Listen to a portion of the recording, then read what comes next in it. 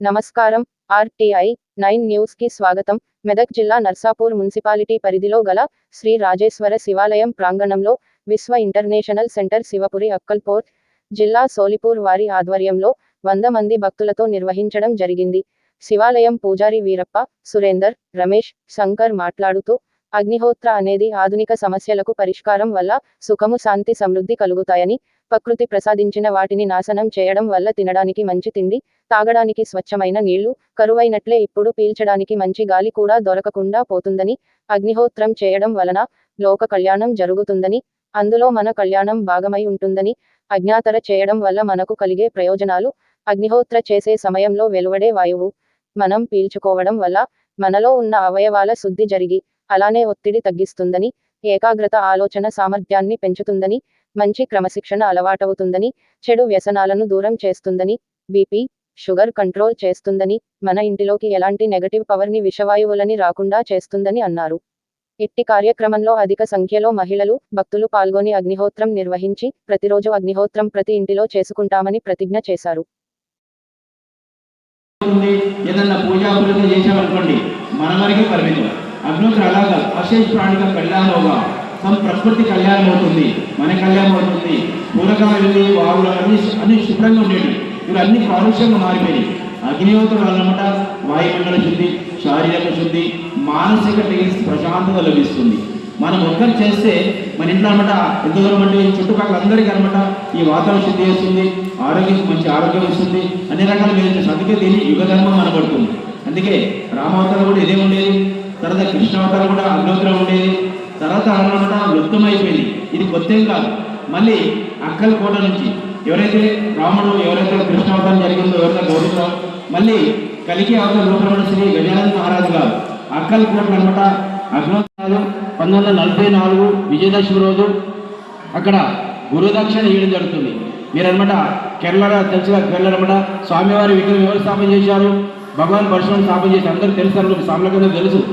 ఆయన్నే గురుదక్షిణ అడిగాడు భగవాన్ పరశురామ అనమాట. గజానన మహారాజు గారికి అనమాట పరిస్థితి ఎలాంటిది అంటే చాలా దీనాస్థితులు అనమాట. మనకు మన జ్ఞానం నశించిపోయింది, ధర్మం లుప్తమైపోయింది. దాన్ని గురుదక్షిణ అడిగాడు దాన్ని పునర్జీవం చేయడానికి.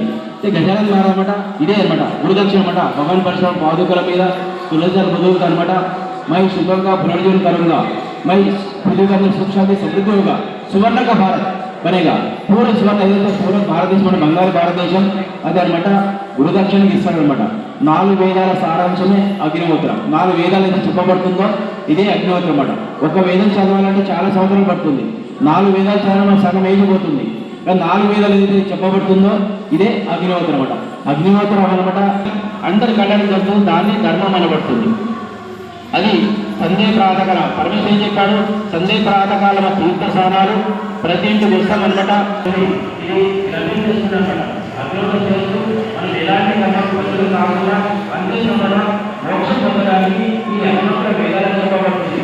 మీరు చూడండి, అత్యంత పురుషులు జ్ఞానాన్ని తెలియజేస్తారు. తర్వాత అన్ని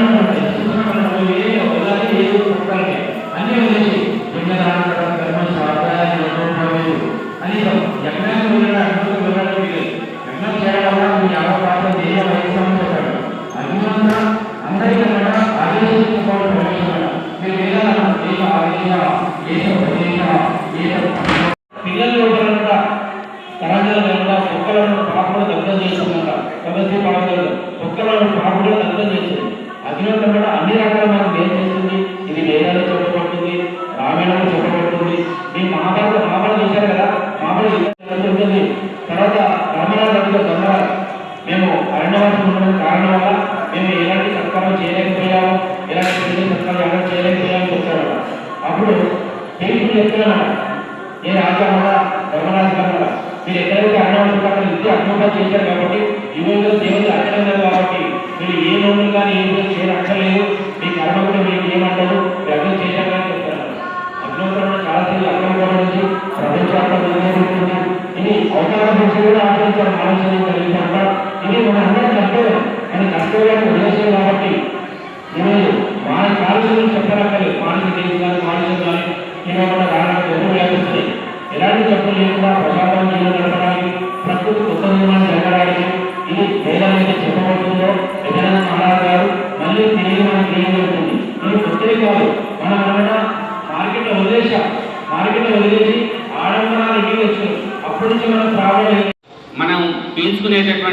ప్రాణవాయువుని శుభ్రం చేసుకున్న ప్రక్రియలు వేరే ఏది లేదు. ఆహార పదార్థాలు కానీ వేరే కూరగాయలు కానీ అన్నిటికీ శుభ్రం చేసుకున్న ప్రాణవాయువుని శుభ్రం చేసుకున్న ప్రక్రియలు ఏది లేదు. ఇది కేవలం యజ్ఞం ద్వారానే వాయుమండల శుద్ధి జరుగుతుంది. ఒక రష్యన్ సైంటిస్ట్ ఏమంటే 10 గ్రాముల ఆవుని మండేటటువంటి అగ్నిలో హోమంలో వేస్తే అది 1 టన్ను ఆక్సిజన్ రిలీజ్ అవుతుందని చెప్పేసి చెప్పిండు. అట్లనే బియ్యంలో కలిపి వేసినట్టయితే ఇథిలిన్ ఆక్సైడ్, ప్రొపలిన్ ఆక్సైడ్, ఫార్మాడిహైడ్లు విడుదలై మనకు హాని చేసేటటువంటి వైరస్ ఏదైతే ఉందో వాటిని నశింపజేస్తాయని కూడా చెప్పినాను.